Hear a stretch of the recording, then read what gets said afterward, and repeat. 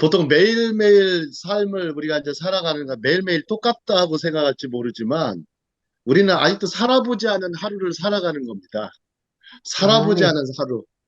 맞아요. 생애 맞습니다. 처음입니다. 생애 처음. 생애 난생처. 처음을 맞이한. 그래서 우리는 퍼스트 데이만 있지 세컨드 데이, 뭐 서드 데이 이게 없어요. 그냥 무조건 다 퍼스트 데이고 뉴 데이입니다.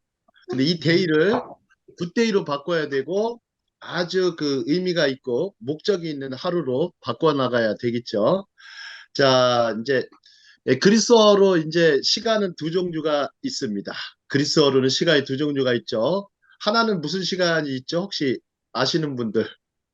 카오스, 이로스, 카. 카이로스. 보통 쿠이노스의 크로노로스, 하나님의 카이로스. 시간과, 쿠이노스와 카이로스가 있어요. 네. 쿠이노스와 카이로스. 음, 자, 쿠이노스는 말 그대로 이제 물리적인 시간이죠. 물리적인 시간. 우리가 항상 24시간이 보통 쿠이노스의 시간이라고 하고, 카이로스의 시간은 의미 하나님의 있는 시간. 시간입니다. 네. 보통 이제, 근데 한번 하루의 시간을 의미 있는 시간이 과연 얼마나 될까 한번 생각해 보십시오. 의미 있는 시간이 얼마나 될까? 의미 있는 시간이라는 것은 상당히 어떤 가치가 있고 비중이 있는 시간이겠죠. 자, 자, 우리가 경건의 시간이라는 큐티가 있습니다. quiet time. 이 경건의 시간은 상당히 의미 있는 시간입니다. 예배의 시간, 의미 있는 시간입니다. 또 가족과 함께하는 아주 함께하는 시간도 의미 있는 시간이고요. 또 우리 하나님께 기도하는 시간, 의미 있는 시간입니다. 또 이 시간, 또 하브루타 네. 이 라이프 코칭 혹은 개념 코칭 시간도 의미 있는 시간인 줄로 저는 믿습니다. 자, 오늘은 네. 위대한 심리학자 비터 프랭클의 말입니다. 혹시 이제 비터 프랭클의 저서 중에 죽음의 수용소가 있어요. 죽음의 수용소가 있고 그 책에 보면 뒷부분에 이제 의미에 대해서 얘기하고 있습니다. 그런 의미에 대한 인생의 목적과 의미에 대해서 책을 저기를 하고 있습니다. 자, 근데 제가 이제 이 코칭 과정을 하던 무슨 강의를 하던 간에 대부분 등장인물들이 대부분 다 유대인들입니다. 유대인들과 또 성경 속의 인물들 혹은 탈무드 속의 랍비들이 대부분 등장을 하는데 특히 이제 심리학자들이 많이 등장을 합니다. 한번 보시죠. 자, 비터 프랭클은 어떤 사람인가? 자, 2차 세계대전에 이제 아우슈비츠 수용소에서 살아남았죠. 전체 가족들이 다 죽었습니다. 그러니까 이 빅터 프랭클은 자신의 어떤 가족들이 거의 살아남지 못할 정도로 다 죽었습니다. 나중에 이제 미국으로 건너갔는데 이제 미국에 건너가기 전에 아내도 다 죽었어요.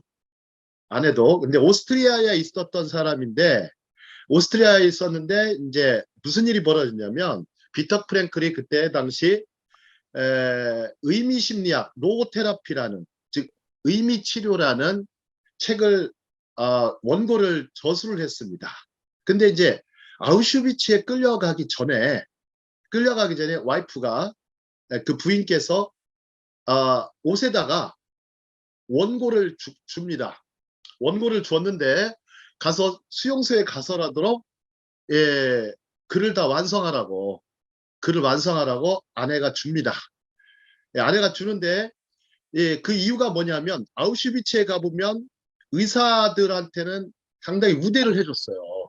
우대를 해줬어요. 왜냐하면 환자를 고치기도 하지만 주로 이제 그 독일의 SS 대원이나 친위 대원들 있죠. 게슈타포들 혹은 거기 이제 군인들 그 수용소에 있던 그런 사람들 통제하는 그런 감시관들을 위해서 치료하는데 의사가 필요했거든요. 그렇기 때문에 의사들한테는 함부로 하지 않았습니다. 근데 이제 아우슈비츠에 들어가자마자 이제 나체로 옷을 벗기기 때문에 이제 원고가 발각이 됩니다. 그래서 그 독일 병사가 그 원고를 다 불태워버려요. 이게 뭔가 해서 독일어로 썼거든요. 그러니까 이제 그때 당시 이제 그 빅터 프랭클은 그런 생각을 합니다. 더 나은 책을 써야지. 근데 어떻게 해야 되겠어요, 그러면? 더 열심히. 수용소에서 그게 가능한지 모르겠어요. 근데 수용소에서 이제 종이들이 별로 없었잖아요. 어떻게 썼을까요?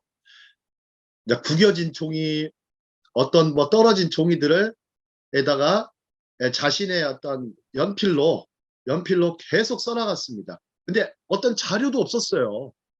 자료도 없었어요.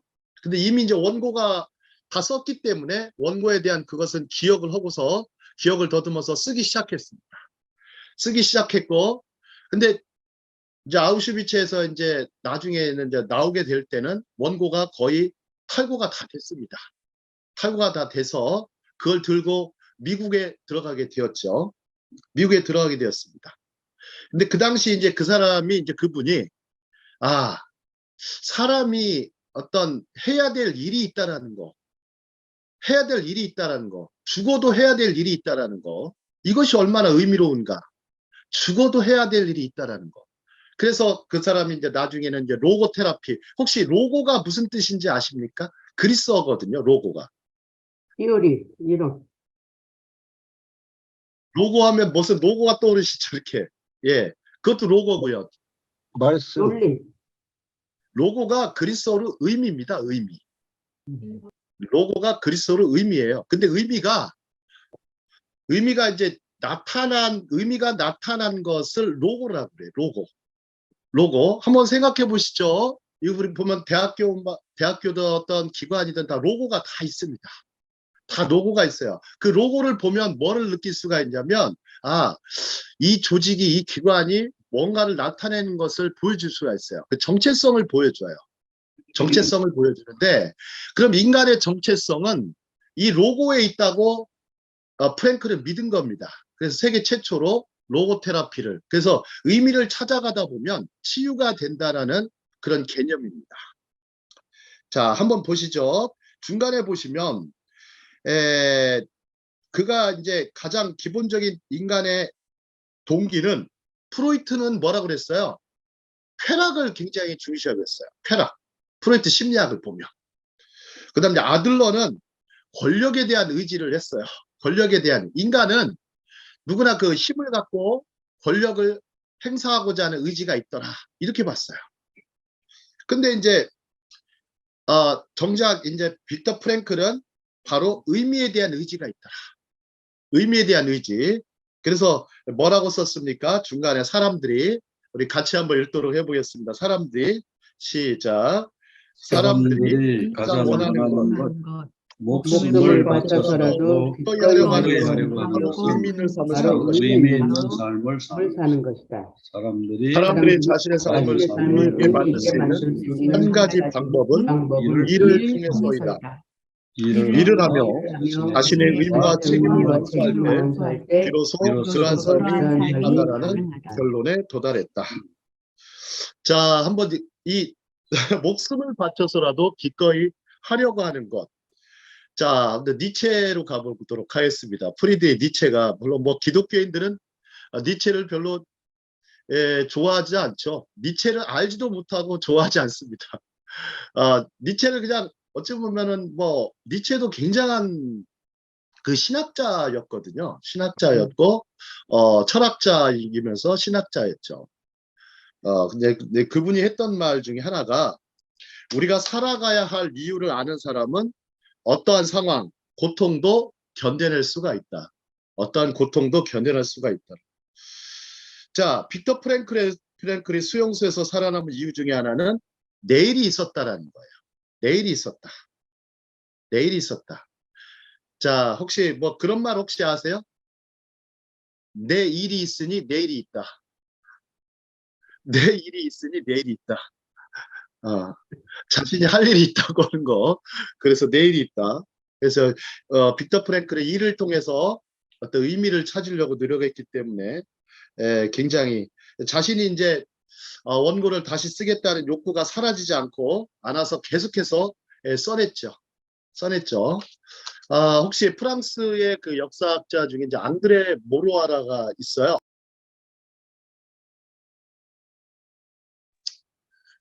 자, 앙드레 모르와라는 사람은 자신의 집에서 일하는 이제 가정부분이 앙드레 모르와의 원고를 불태워버려요. 프랑스 역사를. 3권짜리 원고를 다 불태워버립니다. 3권을 다 썼는데, 앙드레 모르와가 이제 갑자기 이제 자신의 어떤 가정부가 그렇게 해놓으니까 이제 화가 한편으로 굉장히 났습니다. 그런 한 1년 이상을 쓴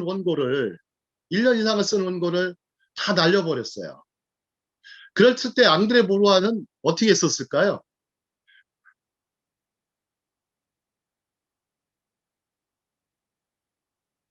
한번 말씀해 주시죠. 어떻게 했을까요? 다시 원고 써야죠. 그래서 빅터 프랭클 말대로 더 나은 책을 써야 되겠다 해서 3권짜리 프랑스 역사를 다시 씁니다. 다시 쓰는데 그게 기가 막힌 걸작이 된 거예요. 지금 전 세계에서 나와 있는 역사책 중에서 가장 훌륭한 역사책은 앙드레 모르와의 프랑스사입니다. 프랑스사를 읽어보시면 이 글 자체가 얼마나 수려하고 아름다운지 역사책을 본다는 느낌보다 어떤 한편의 아름다운 영화를 보는 느낌, 시를 보는 느낌, 어떤 경치 풍경을 보는 느낌으로 책을 씁니다. 그래서 문체가 굉장히 수려하고 아름답습니다. 자, 이게 역사책인가 싶을 정도로 아주 멋진 글을 썼죠. 예. 자, 우리도 그런 글들을 이제 써나가셔야 됩니다. 보통 이제 사람들이 이제 나이가 드셔서 그동안 이제 독서를 많이 하시는데 실은 이제는 글을 많이 쓰셔야 됩니다. 글을 많이 쓰셔야 됩니다. 시간을 내셔서 글을 많이 쓰셔야 됩니다. 독서는 이제 또 눈도 침침해지고 쉽지 않으실 것 같아요. 우리 서멸재 목사님 어떠세요? 예, 맞습니다. 근데 가장 오래 가는 것은 인간의 신체 중에서 가장 강한 부위가 어디시죠? 귀. 귀가 네? 보통 탈무드에서는 혀라고 그러는데 혀가 평생 동안, 그래서 말을 할 수 있는 것은 평생 동안 할 수 있죠. 죽기 전까지 유언을 남기지 않습니까? 그러니까 혀의 힘을 많이 또 사용도 하셔야 됩니다. 혀의 권세도 많이 쓰셔야 되겠지만, 하여튼 혀를 쓰시건 글을 쓰시건 이 쓰는 걸 통해서 의미 있는 삶이 크게 열리시기를 바라겠습니다. 자, 다음 장으로 넘어가도록 하시죠. 이제 성공의 비결 아이들에게 배워라. 그 부분으로 넘어가도록 하겠습니다. 자, 아이들한테 우리가 좀 배운다라는 것이 참 의외로 왜 아이들한테 배우는 분이 많을까요? 적을까요? 어린아이한테 배운다. 우리 김백 코치님 어떠세요? 어린아이한테 배울 게 뭐가 있을까요? 어린아이한테 배울 게. 네, 그 3살짜리 아이들에게도 배울 것이 있다고 하니까 배울 것이 많을 것 같습니다. 배우려고 하려고만 하면요. 보통 이제 성공의 비결 아이들에게 배워라 그러는데, 참 우리의 의지를 한번 살펴보죠. 걷고 말하고 읽고 쓰고 이해하고 다른 사람과 대화하고 어울리고 실망과 좌절을 극복하는 법을 배우고 음악예술, 문학과학 혹은 운동 경기에 대한 우리의 관심을 발견하면서 달성하고 터득한 것은 이 부분이 중요해요. 우리 자신의 한계를 뛰어넘겠다는 의지 덕분입니다. 의지가 없으면 단 한 치도 더 잘할 수 없을 겁니다. 혹시 아이가 일어서는데, 우리 또 윤양수 목사님 잘 아시겠지만 아이가 일어서는데 몇 번을 넘어져야 일어서 걷는다고 3,000번. 보통 3,000번 얘기를 하더라고요. 3,000번.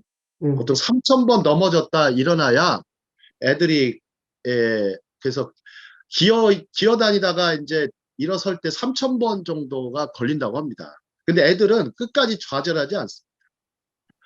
신기하죠? 아이들 속에 어떤 의지가 있기 때문에 그 의지는 누가 심어놓은지 모르겠지만 하나님이 심어놓으셨겠죠. 그래서 우리가 근데 아이들은 3,000번 쓰러져도 일어나도 일어서는데 3,000번이 걸리는데, 우리가 좀 나이가 들어서도 넘어질 때가 많습니다. 넘어질 때가 많기 때문에 우리가 배워야 될 부분은 바로 그 부분입니다. 바로 그 부분입니다. 또 하나가 있죠. 아이들이 또 강한 거. 호기심이죠. 호기심. 호기심. 요거 배우셔야 돼요. 호기심. 호기심인데 엄마들은 이제 아이에 대한 호기심이 강하죠. 아이가 크는 과정. 그것에 대해서 굉장히 즐겁고 감사한데, 자, 호기심을 한번 보시겠습니다. 호기심. 호기심이라는 게 우리 자신의 한계를 뛰어넘겠다는 의지라고 했는데, 자신의 한계를 시험해 보려는 거예요. 자연스러운 아이들의 본성입니다. 호기심하면 왠지 좀 유치해 보이고 좀 간단해 보이지만, 자, 나이가 들수록 우리는 실패를 두려워하죠. 그리고 다른 사람들에게 어리석게 보이거나 상처받는 것을 두려워합니다. 근데 이러한 사소한 사례 아니라 삶의 비애와 좌절은 바위에 떨어진 물방울처럼 우리의 능력을 좀먹습니다. 자, 이렇게 초록색 글씨가 있습니다. 초록색 글씨. 우리 김백구치님 읽어주시겠어요? 그런데 주위를 둘러보면 자신의 꿈을 이루기 위해 타고난 재능과 능력을 개발한 사람치고 상처받지 않은 사람이 전혀 없다. 그들이 그 상처에 굴복하여 중도에 포기하지 않았기 때문에 성공의 반열에 오른 것이다. 호기심이 죽지 말아야 한다. 평생 호기심을 갖고 살아야 한다. 보통 이제 라틴어로 호기심을 뭐라 그러냐면 큐리오시타라고 그래요. 큐리오시타. 큐리오시타. 한번 메모해 놓으셔도 좋겠습니다. 큐리오시타. 이 보통 호기심이라는 게 어떤 우리가 보면 우스운 것 같아도요. 굉장히 그 아인슈타인은 얼마나 대단한 호기심을 생각했냐면 이거는 아이들 속에 하나님이 이제 부여하신 특성이라고 그래서 거룩한 호기심이라고 그랬어요. 거룩한 호기심. 큐리오시타. 영어식 발음으로는 큐리오시티인데, 자, 큐리오시타라고 했더니 거룩한 호기심이라고 불렀어요. 호기심이 얼마나 중요한 것인지. 그래서 아인슈타인 같은 경우는 평생 호기심이 죽지 않은 인물이었죠. 평생 호기심이 죽지 않았고, 그 호기심을 평생 유지했던 분이기도 합니다. 그래서 어떤 교육의 목적을 뭐라고 생각했냐면, 호기심을 유지하는 것이 교육의 목적이라고 생각했어요. 호기심에서 창의성이 나오고 발전성이 나오고 그러기 때문에 교육의 목적을 호기심을 죽지 않고 평생 유지하는 것에 있다고 생각했어요. 저는 그게 맞다고 봅니다. 자, 맞다고 봅니다. 자, 그 다음에 이제 우리가 보면 한계가 있는 삶을 우리가 이제 주로 살긴 하지만 한계를 또 극복하고 넘어서는 삶도 있다라는 것을 기억해야 됩니다. 자, 근데 이제 살면서 우리가 반드시 이제 만나는 것이 있습니다. 다음 장 보시죠.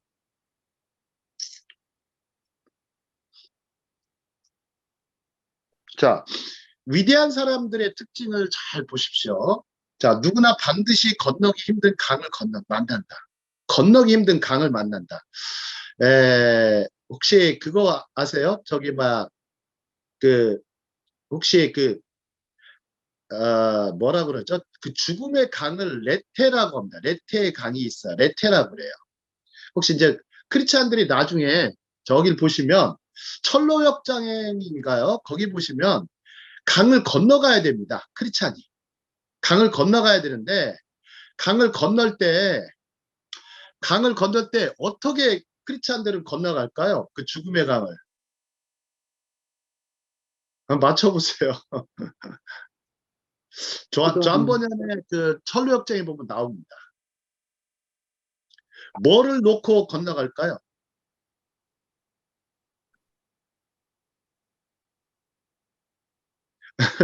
제가 퀴즈돌이 던지시면 답변하시는 분들이 별로 없으세요. 철로역정을 안 읽어보신 분들이 많으실 수도 있어요. 예, 어떤 거 나왔는데 지금 뭐가 미끌리셨는데 십자가를 놓고 건너가는 겁니다. 십자가를 놓고. 그래서 크로스 오버를 하는 거예요. 그래서 크로스예요. 십자가. 영어로 크로스 오버. 자, 어떤 분이 꿈을 꿨다고 합니다. 살아가는 게 너무 힘들어요.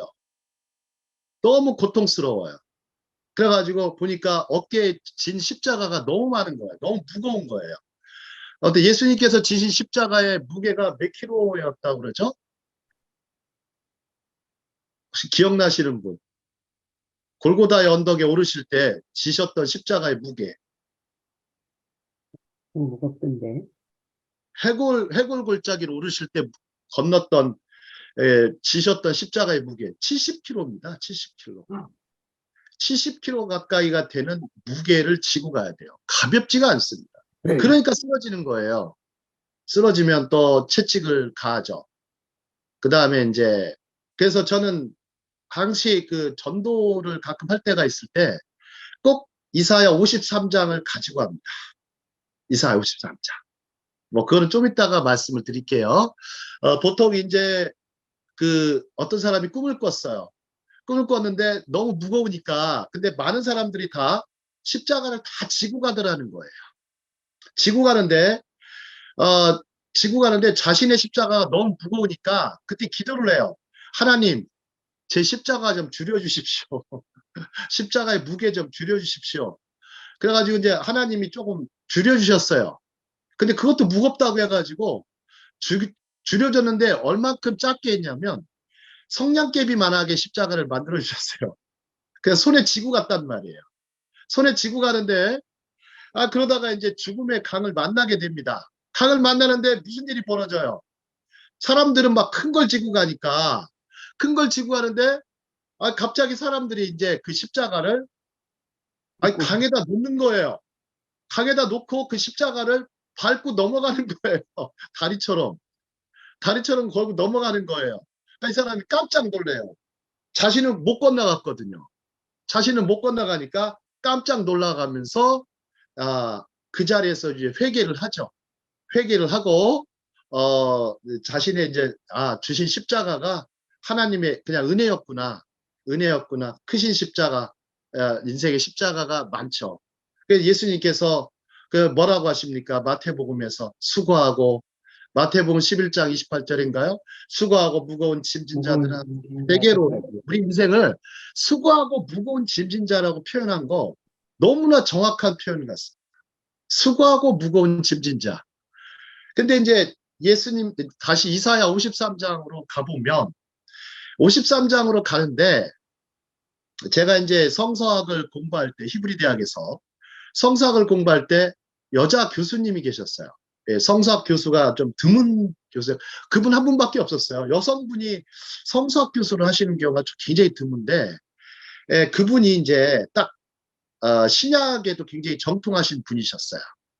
정통하신 분인데 딱 갑자기 이제 강의실을 문 닫으라고 합니다. 학생들이 이제 문 닫아놓고 여러분들 성경에서 가장 영적인 말씀, 영적인 곳이 어디입니까? 신구약 통틀어서 얘기하라고 그랬어요. 예, 학생들의 대답들이 다양했었죠. 자, 한번 생각해 보세요. 여러분들이 지금 생각하시는 가장 영적인 부분이 어딜까요? 각자 다 계실 것 같은데요. 우리 윤양성 목사님 어떠세요? 가장 성경에서 영적이라고 부를 수 있는 것. 가장 영적인 것. 가장 영적인. 안 튀어나오네요. 이 영적이라는 말을 붙일 때는 이게 상당히 어떤 그 안에 뭐가 담겨 있냐면 기본적으로 영적이라는 것은 예언이 담겨 있어요. 그걸 생각하셔야 돼요. 물론 신비이기도 하지만 영적인 것의 어떤 실체를 우리가 잘 모르죠. 네? 자, 하나님은 영이시니 그러셨기 때문에 우리가 영적이라는 것은 신령한 하나님의 어떤 속성과도 관련이 깊습니다. 성품과도 관련이 깊고. 한번 사무엘체 목사님 어떠세요? 가장 영적인 부분이 어딜까요? 어떤 분들은 거듭난 말씀을 잡는 분도 계세요.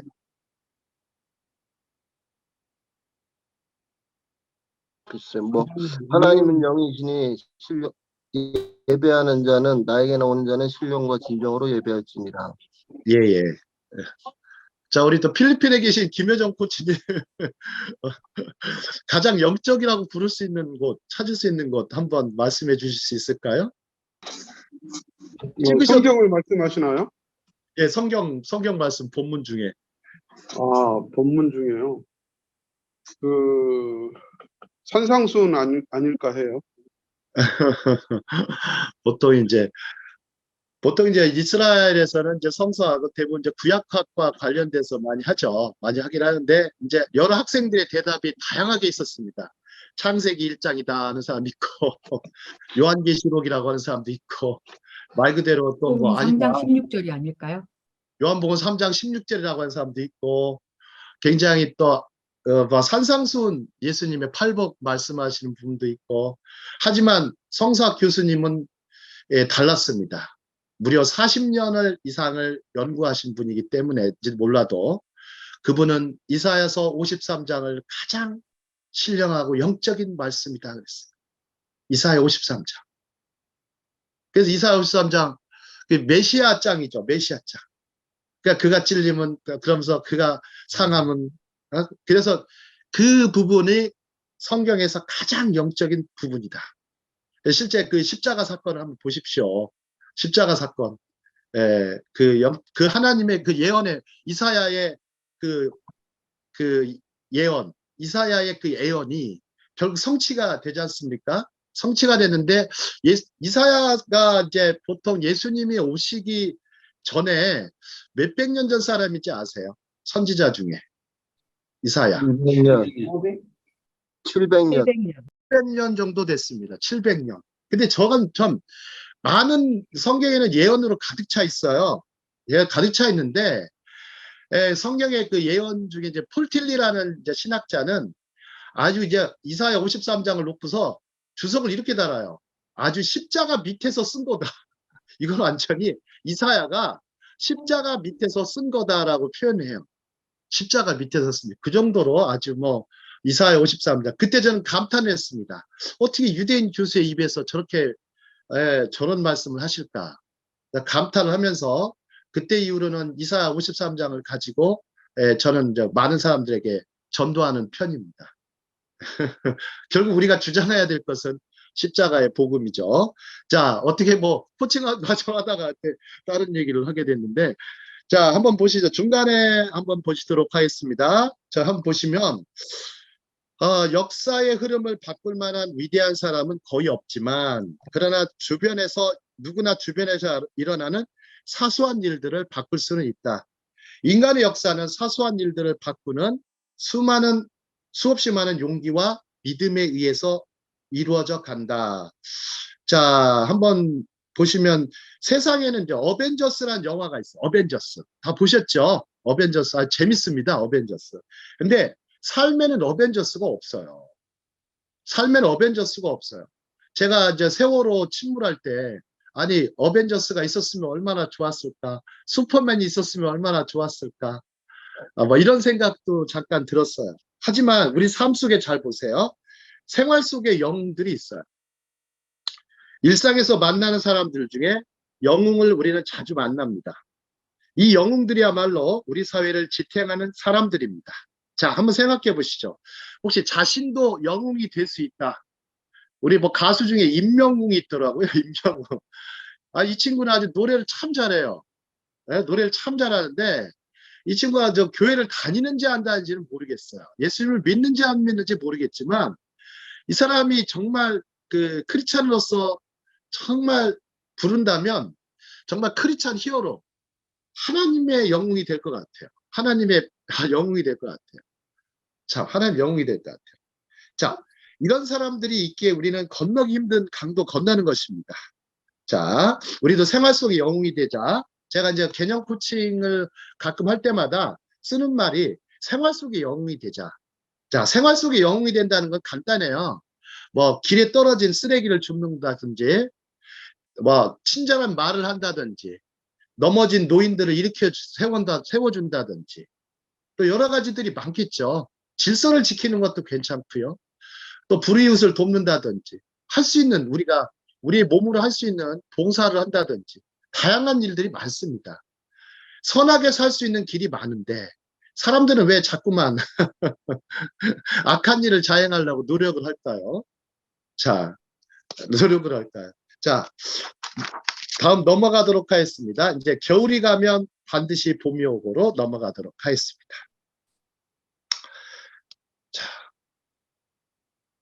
자, 겨울이 가면 반드시 봄이 오죠.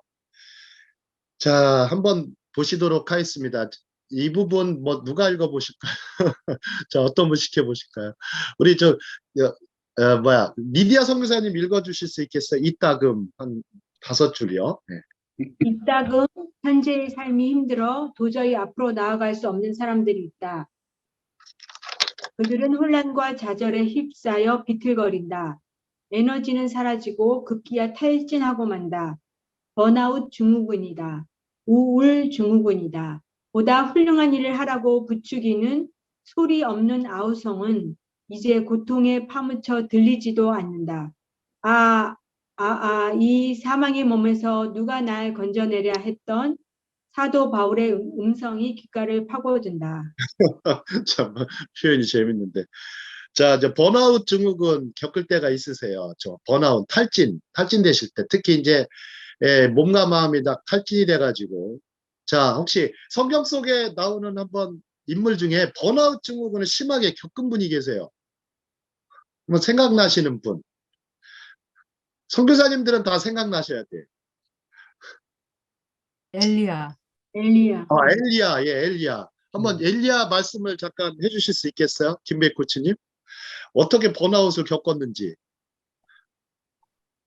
네, 갈매산에서 영적 대결을 하고 난 뒤에 자신이 생각한 대로의 그런 모습들이, 그러니까 이세벨이 죽거나 뭐 아합이 죽거나 이런 어떤 대면역이 있을 거라고 생각했는데 그런 것이 오지 않자 스스로 좀 이렇게 번아웃된 그런 상황에 좀 처했었습니다. 자, 바알 선지자가 아세라 선지자 850인가 싸워서 이겼는데 대승을 거두고 나서 굉장히 지쳤죠. 엄청나 오랫동안 싸웠기 때문에 지친 다음에 이제 갑자기 이사벨하고 아합이 당신을 죽이겠다 이러니까 이제 두려움이 이제 갑자기 휩싸입니다. 두려움이 휩싸여서 어디까지 도망갑니까? 호렙산까지 도망가요. 근데 갈멜산에서요, 호렙산까지 거리가 얼마인지 아십니까? 우리 성지순례 다녀오신 요셉 목사님.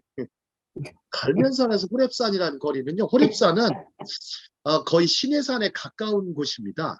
근데 아직까지도 그게 이제 모세가 출애굽기 3장에 보시면은 모세가 이제 호렙산을 올라서 떨기나무 가운데, 불타는 떨기나무 가운데서 네 발에 신을 벗으라 하는 거룩한 장소입니다. 근데 정확하게 그게 어느 산인지는 아직까지 잘 헷갈려요. 그래서 보통 이제 그 산이 이제 에벨 무사다.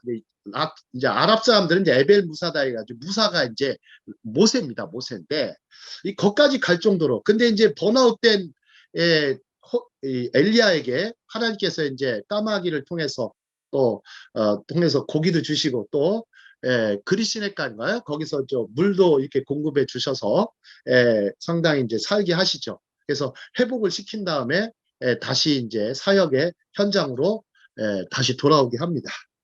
자, 이걸 잘 보면 번아웃이라는 게 일종의, 저는 이제 어떻게 해서 생기냐면 우리가 좀 너무 훌륭한 일을 하려다 보니까 좋은 일을 하긴 해요. 참 좋은 일을 하죠. 선교 참 좋은 일이고 사역 참 좋은 일입니다. 미니스트리 참 좋은 일이죠. 하다 보면 뭐가 있냐면 자꾸 내 속에 그런 소리가 소리 없는 아우성이에요. 소리 없는 아우성. 제가 시적으로 표현해놨잖아요. 소리 없는 아우성. 근데 이게 고통이 있어요. 고통에 파묻혀가지고 있다 보니까, 그래서 사도 바울이 이 사망의 몸에서 나를 누가 건져내려 했던 부분이 아마 사도 바울에게도 이런 어마어마한 번아웃 증후군이 있지 않았나 싶거든요. 번아웃 증후군. 자, 한번 보시죠. 이 번아웃 증후군은 일종의 나무한테는 가뭄과 같아요. 가뭄.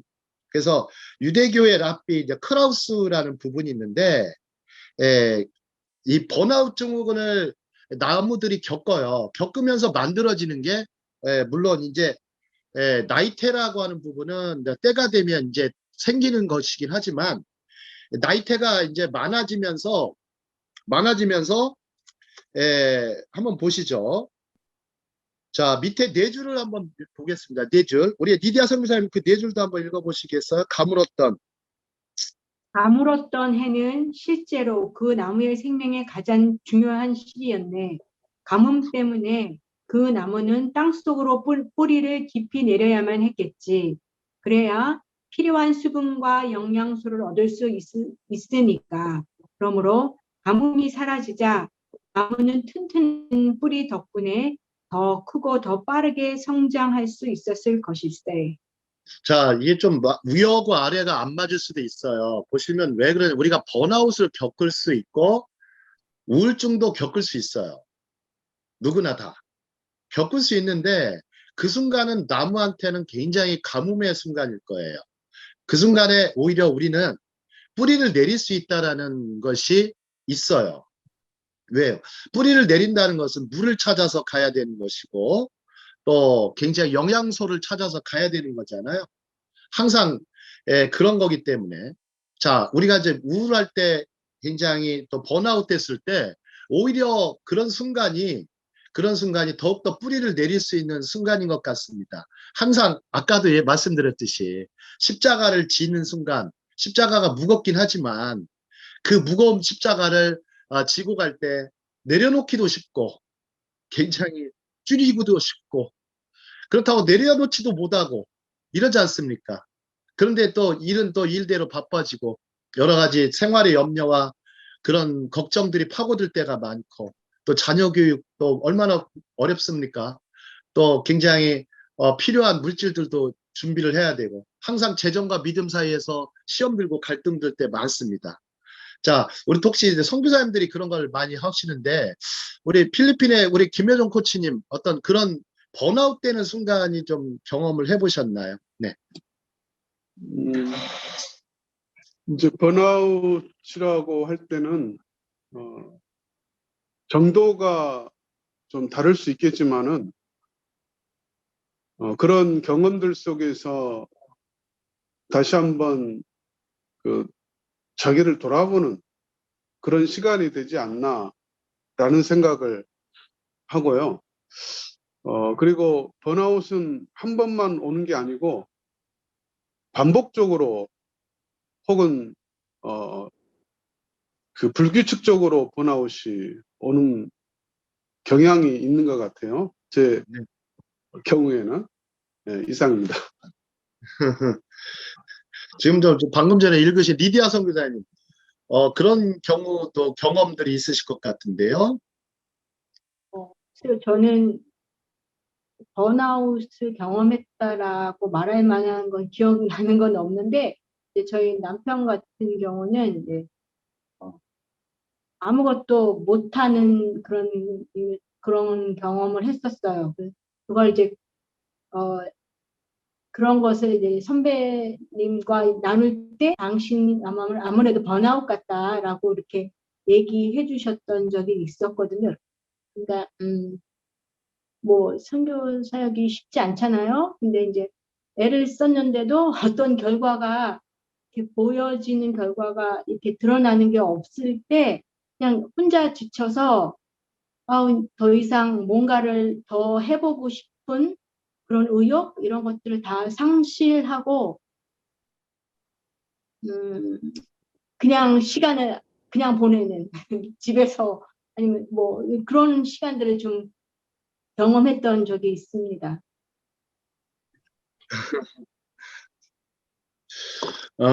제가 좀 전에 아까 이제 로고 테라피에 대해서 말하는데 그 로고 테라피를 쓰셨던 이제 빅터 프랭클의 이야기가 아주 좀 이 도움이 될 수도 있을 것 같아요.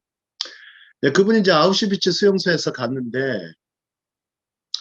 이제 대부분 다 유태인들은 어디에 집어넣어서 죽였습니까? 독일 분들이 가스실이 죽이기가 정말 쉽거든요. 그냥 집어넣고 그냥 가스만 쭉 뿌리면 살인가스죠. 그걸 죽이면 이제 집단으로 다 죽습니다. 가스. 근데 이제 빅터 프랭클만큼은 가스실로 거의 안 갔다 그래요. 가스실로 안 데려갔다 그러는 거예요. 그 이유가 있었대요. 빅터 프랭클은 굉장히 거기서 막 절망에 시달리고 굉장히 뭐 수시로 번아웃은 됐겠죠. 그냥 번아웃된 상태에서 이제 죽을 수밖에 없는 사람이구나. 그러니까 체념하게 됩니다. 그 순간은 사람들 체념하게 되죠. 근데 이제 빅터 프랭클은 의미를 찾아갑니다. 살아야겠다라는 것보다 오늘 하루 주신 삶을 감사하고, 그래서 뭐를 하냐면 깨진 유리 조각을 가지고 면도를 깔끔하게 해요. 면도를 깔끔하게 합니다. 그 수용소에서. 그래서 깔끔하게 하고 머리도 잘 빗고 죄수복을 입었긴 하지만 깔끔하게 했으며, 그래서 얼굴이 되게 굉장히 푸르렀다고 그래요. 푸르렀는데 독일 병사가 딱 보는 순간 그 사람의 이제 눈빛을 보고 얼굴을 쳐다보는데 너무 푸르르니까, 기상이 푸르르니까, 아니 차마 당신은 열외. 그래서 열외를 몇 번 했다고 그래요. 물론 뭐 의사의 신분이었기 때문에 뭐 안 죽을 수도 있었긴 하지만, 그래서 열외가 돼서 결국에는 이제 살아남게 돼서 불후의 명작을 남기게 됐다고 합니다. 또 한 사람이 있었어요. 아우슈비츠에는 어떤 사람이 있었냐면, 거기에 이제 이발사가 있었어요. 이발소에. 그 이발사가 또 유태인이었는데 자꾸 이제 좌절감에 절망감에 번아웃이 돼가지고 고개를 숙이고 있었어요. 이제 죽음을 앞두고 있으니까 어떻겠어요. 앞두고 있는데 그 이발사가 그러더라는 거예요. 이발사가 고개를 들라. 이발사가 뭐라고 그래요. 자꾸 내려가면 어떻게 하죠? 이발사. 우리가 좀 졸고 있으면 고개를 세워주죠. 그죠? 왜? 고개를 세워줘야 깎기가 쉽거든요. 그러니까 이발사가 고개를 들라. 고개를 들라. 고개를 들라. 그 세 마디가 마치 하나님의 음성을 듣는 것 같았대요. 하나님의 음성을 듣는 것 같았대요. 그래가지고 고개를 들고 섰는데 결국에는 그 사람도 살아남아서 나중에 이제 그 말을 남깁니다. 자, 제가 이제 아우슈비츠에 대해서는 뭐 글에 대해서 그런 건데, 우리가 이제 그런 상황일 때 참 뿌리를 깊이 내리고 또 고개를 들고 또 굉장히 또 남자들은 그럴 때마다 우울할 때는 면도를 하십시오. 우울할 때는 정말 깔끔하게 면도도 하시고 머리도 좀 이렇게 단정하게 해서 정말 그럴 때 그럴 때가 있어야 될 것 같습니다. 자, 한 장만 더 보도록 하겠습니다. 이제 한 장. 자, 이제 놓아주는 지혜. 이제 놓아주는 지혜. 또 가도록, 이제 세옹지마에 대한 얘기를 하도록 하겠습니다. 자, 스페인 속담에 이런 말이 있습니다. 스페인 속담에 두 줄만 읽겠습니다. 슬픔의 새가, 시작. 슬픔의 새가 머리 위를 지나가지 못하게 막을 수는 없지만 그 새가 당신의 머리에 둥지를 틀지 못하게 할 수는 있다. 이거 어디서 많이 본 것 같지 않으세요? 마틴 루터가 뭐라 그러냐면, 마귀가 네 예, 머리를 왔다 갔다 하시게 할 수 있지만은 머리에 앉아가지고 너를 어떻게 하지는 못하게 할 수 있다. 이제 새는 그 죄를 가리킵니다. 아니, 죄가 그냥 머리 위에 날아갈 수는 있는데, 아니, 죄가 이제 머리 위에다가 그냥 집을 짓게는 하지 마라. 예? 우리가 보통 어떻습니까? 뭐, 죄가 뭐, 어디 가나, 뭐, 보는 것도 죄고, 듣는 것도 죄고, 뭐, 이런 세상에 우리가 살아가고 있죠. 그럴 때, 새가 머리 위에 그냥 항상 날아다녀요. 그럴 때, 머리에 집을 짓게 해서는 안 된다. 근데 그런 말이 있죠. 슬픔의 새가 머리 위에 지나가더라도 둥지를 틀어서는 안 돼요. 자, 한번 보시죠. 이제 그 마음이라고 그러는데, 마음속은 좀 어떤 것 같아? 마음속으로 한번 비유를 하시면 좋을 것 같은데, 우리 김백 코치님, 우리의 마음을 뭐라고 비유할 수 있을까요? 어디에 비유할 수 있을까요? 오늘 저기 그 글에 비추해서 보면 우리 마음을 어디에다 비유하는 게 제일 가까울까요?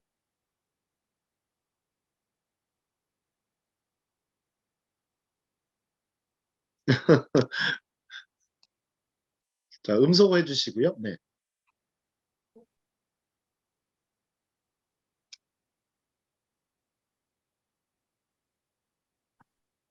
예, 음소거가 잘 안 됐어요. 다시 한번. 네, 네.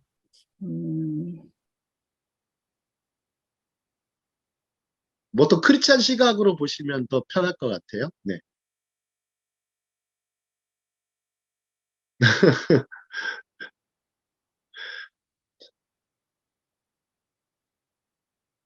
저희 마음은 일단 하나님이 계시는 게 성전이라고 이렇게 생각이 됩니다. 네, 성전. 예, 성전이라고 했어요. 보통 이제 성전이 무너진 다음에 이제 사도 바울이 우리 마음을 성전에 비유를 해서 성전. 근데 좀 성전 같습니까?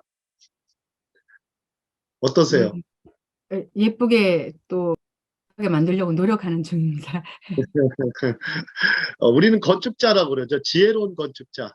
지혜로운 성전 건축자입니다. 마음을 어떻게 건축하는 게 중요한데, 저는 마음을 비유할 때는 둥지 같아, 둥지. 둥지 같은데 여기에 이제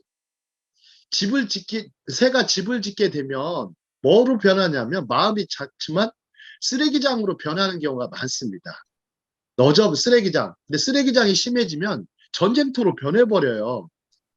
그래서 우리가 영적 전쟁을 많이 얘기하지만 마음속을 잘 보시면 정말 쓰레기장 같고 막 굉장히 전쟁터 같은 분위기가 느껴질 때가 많습니다. 근데 마음이 이제 평화롭고 차분하신 분들 보면 마음이 잘 정돈되어 있어요. 정돈되어 있고 마음이 굉장히 깔끔한 벽이가 있어요. 그게 뭐냐면 그게 바로 가치관이에요.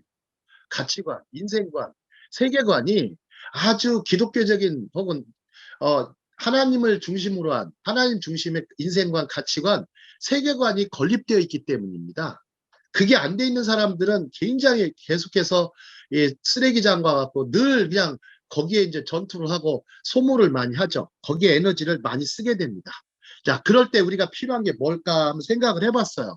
그래서 제가 아무리 생각해봐도 떠오르지가 않는 거예요. 그러다가 이제 갑자기 이제 세옹지마의 고사가 떠올랐습니다. 세옹지마의. 자, 세옹지마의 고사를 잘 보시죠. 혹시 기억나실 거예요. 세옹노인에 대해서. 목사님, 우리 요셉 목사님께서는 좀 세옹지마의 고사를 잘 아시죠? 예, 그거 뭐, 네, 그렇죠. 그게 이제, 다리에 떨어져가지고 다리를 다쳐서 이제 사람들이 걱정했었죠. 근데 나중에 전쟁이 나서 다리를 다친 아들이 안 나갔죠. 예. 그래서 그것이 이제 화가 복으로 바뀐다. 뭐 그런, 네, 네. 처음에는 이제 집에 이제 암컷 말이 있었는데 집을 나갑니다. 그래서 갑자기 수컷 말을 데리고 와요. 두 마리 말을 데리고니까 마을 사람들이 아유, 이 말이 얼마나 비쌉니까? 지금 말하면 여러분들 리무진이에요. 말이 리무진입니다. 말값이 얼마나 비싼 건데요.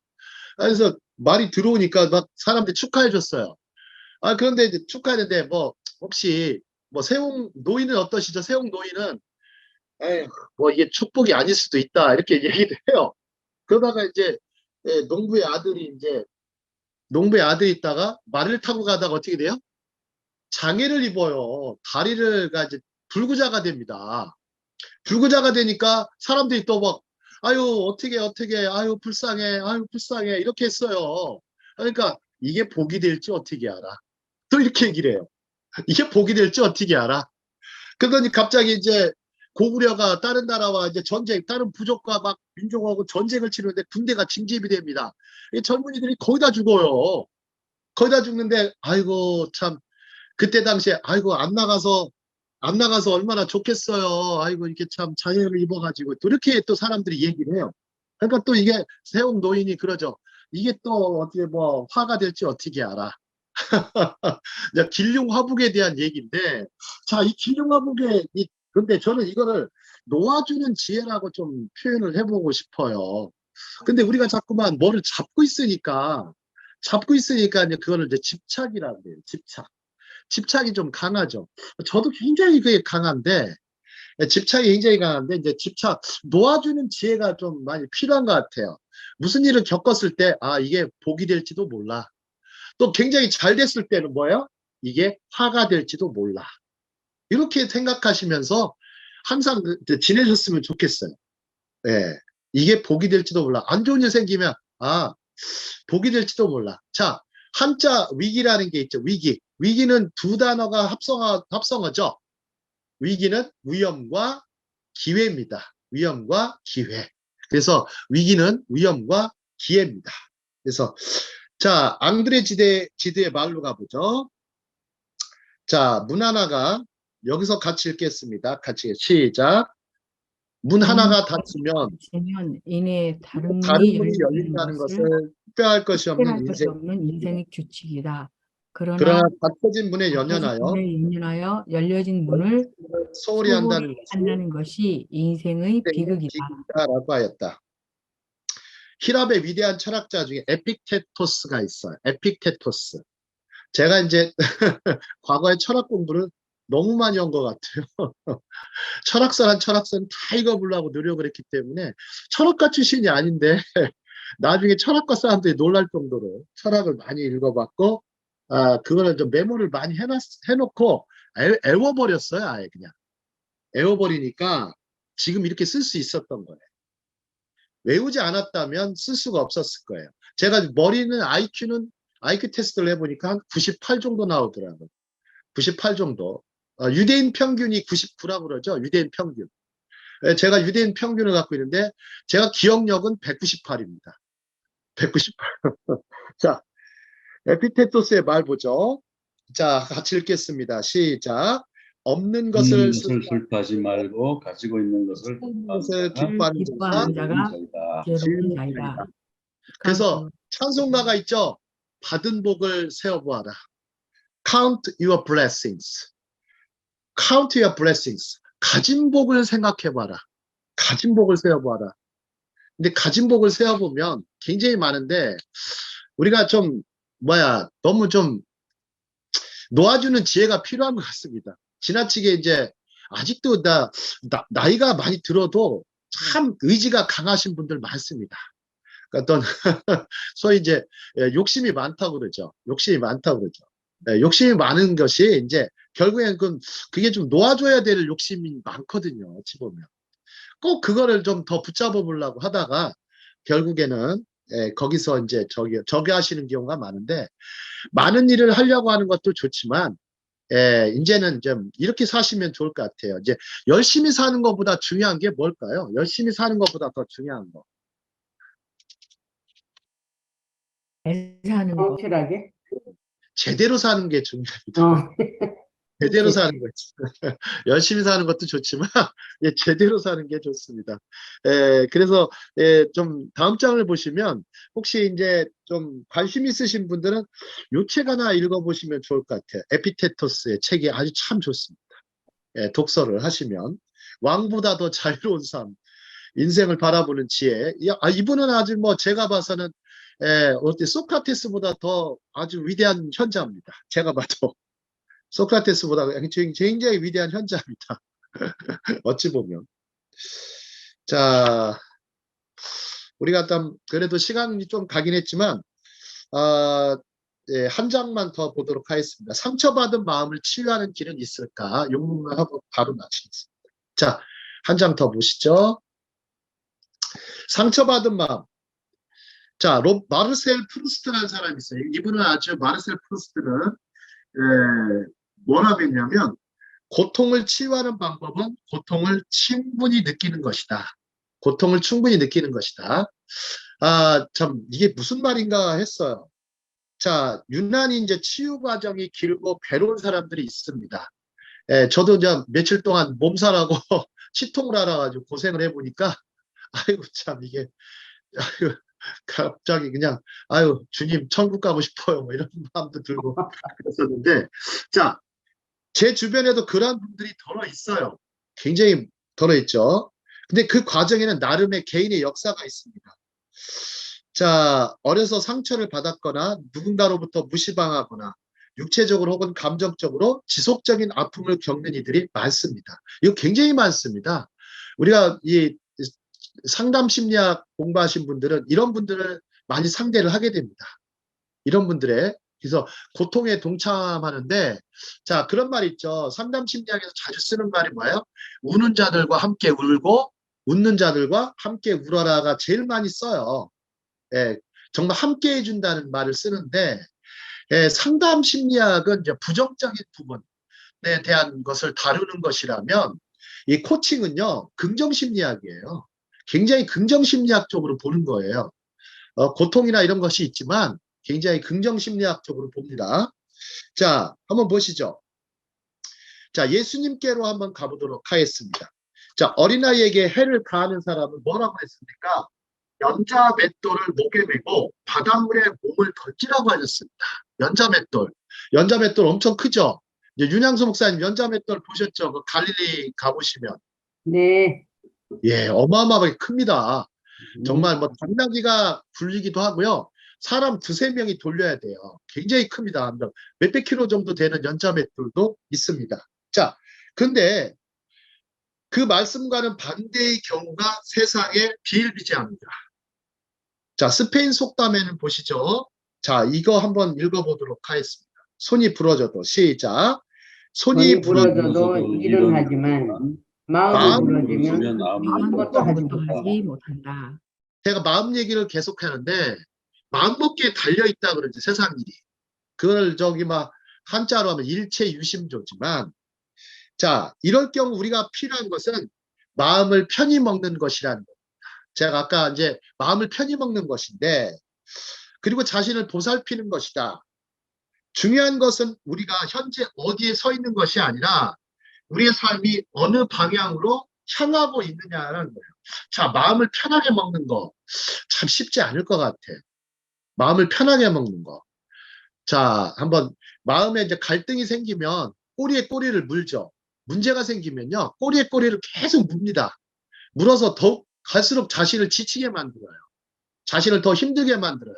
근데 다른 사람들이 강요하지 않아도 자기 스스로 자기 강요에 속습니다. 그걸 자기 강요에 속는다 그래요. 자기 강요에 속아요. 어쩌면 그걸 자기 기만이라고 할 수도 있어. 자기 강요에 속습니다. 그래서 자기 강요에 속는 일이 너무나 많아요. 누가 시키지도 않았어요. 그냥 본인이 계속 그런 만드는 거예요. 본인이 계속 만들어요. 자, 그런데 갑자기 이제 고난이 와요. 고난이 옵니다. 스카펙은 말하죠. 스카펙 같이 읽겠습니다. 고난은 시작. 고난은 너는 잠자던 잠자던 용기와 용기와 지혜를 와, 띄운다. 죄를 띄운다. 사실 사실 고난은 고난은 우리에게 없던 용기와 지혜를 창조해내기도 한다. 우리는 오직 우리는 이 고난을 고난을 통해 통해 정신적, 정신적, 영적으로 성숙할 수 있다. 고난당하는 것이 내게 유익이다. 이를 통해서 놀라운 인생 법칙을 발견한다. 자, 상처받는 것도 고난받는 거라고 생각하실 수 있죠. 생각할 수 있죠. 물론 상처는 안 받으려고 하면 좋긴 한데 그렇게 안 받을 수는 없는 것 같고요. 예, 상처를 받을 때 상당히 마음이 부러지는 일이 벌어질 수가 있어요. 그때 마음이 벌어지는 별것도 아닌데 그냥 별것도 아닌데 별것도 아닌 사소한 것에 목숨 거는 일도 많아집니다. 근데 자칫하면 그런 것들을 자기 강요에 못 이겨서 굉장히 생을 힘들게 사시는 분들이 많습니다. 자, 우리가 근데 이 상처받은 길을 치유하는 것은 오히려 그 상처를 깊이 묵상을 하고 그 상처를 우리가 하나님께 맡기는 그런 부분이 필요합니다. 우리가 베드로서 5장에 보면 그런 말씀이 있죠. 너의 염려를 누구한테 맡겨라? 하나님께 맡겨라. 그럼 하나님이 어떻게 하신다고 했어요? 너를 돌보신다고 했어요. 돌보시리라 그랬어요. 자, 영어 단어에 케어가 있죠. 케어. 케어가 무슨 뜻이 있어요? 염려, 걱정이란 뜻이 있어요. 그러니까 베드로가 참 멋있는 말씀 던졌어요. 아니, 너의 염려와 근심을 맡겨라. 케어를 해라. 그쪽으로. 그러면 하나님이 돌보신다. 너를 케어하신다. 이런 얘기예요. 케어가 돌보다라는 뜻도 있거든요. 자, 우리는 누구를 돌봅니까? 염려와 걱정에 사로잡힌 사람을 돌보죠. 이제 근데 그걸 맡기는 거. 근데 자기 자신이 이제 그걸 맡기는 연습을 많이 해야 될 것 같습니다. 또한 그런 것도 있어요. 탈무드에 보면 그런 얘기가 있어요. 우리가 이제 무엇을 이제 내려놓고 싶은데, 자, 내려놓기도 싶은데 이제 그럴 때마다 우리가 또 기도해야 될 것은 더 강한 어깨, 연약한 어깨가 아니라 더 강한 어깨를 달라고 기도하는 것도 필요합니다. 자, 두 가지 제가 오늘 예, 베드로서의 말씀처럼 우리 염려와 걱정을 하나님께 맡기고 또한 예, 그렇게 하는 것, 그다음 또한 이제 우리의 또 어려운 십자가를 담대히 질 수 있는 어깨를 더 강한 어깨를 달라고 기도하는 것, 이것이 우리에게 필요한 것 같습니다. 자, 오늘 강의는 여기까지 하겠습니다. 네.